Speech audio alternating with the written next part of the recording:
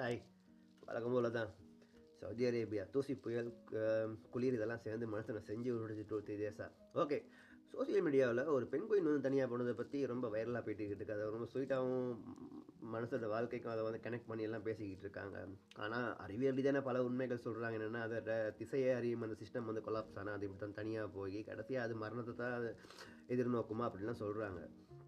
மனித வாழ்க்கை என்னென்னா இங்கே எவனும் தனியெல்லாம் போக முடியாது. கடைசி வரைக்கும் ஏதோ ஒரு கூட்டத்துக்கு ஏதோ ஒரு கொள்கையை ஏற்றுக்கிட்டு இங்கே ஜாலராக அடிச்சுக்கிட்டு தான் இருக்கணும்.